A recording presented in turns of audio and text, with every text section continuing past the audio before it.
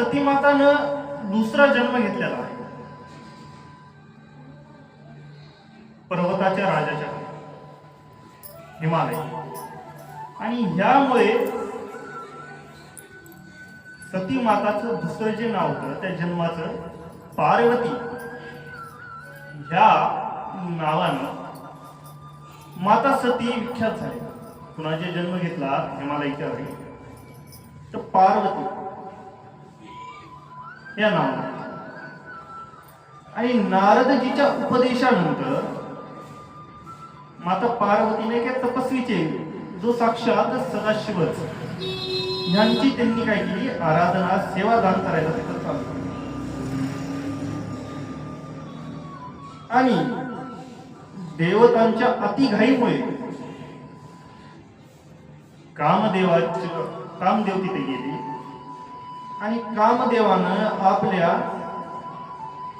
जवळचे जे 5 बांध होते ते शिवजीवर चढविले. आणि ज्यामुळे शिवजीची तपश्चर्या त्यांची जी समाधी होती ती जे ध्यानस्थ होते त्यांचं ध्यान भंग झालं आणि त्यांनी कामदेवाला भस्म केलं. आणि नंदीला म्हणले की नंदी बाळा मला एक अशा जाग्यावर घेऊन चल ज्या जाग्यावर जीवित माणूस यायला पण घाबरला पाहिजे आणि तिथं कोणी मला डिस्टर्ब केलं नाही पाहिजे. तर मग नंदी म्हणाले की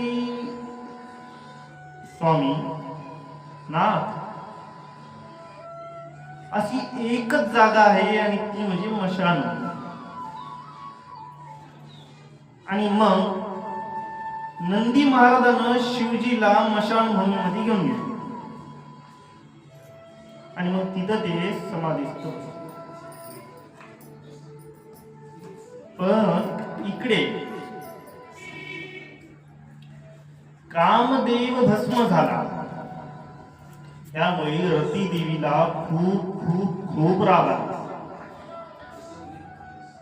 आणि रती देवीनं रागाच्या भरामध्ये माता पार्वतीला श्राप दिला की तू कधी आई होणार नाही, तू कधी आई होऊ शकत नाही, तू कधी गर्भधारणा करू शकणार नाही असा श्राप रती देवीनं माता पार्वतीला दिला.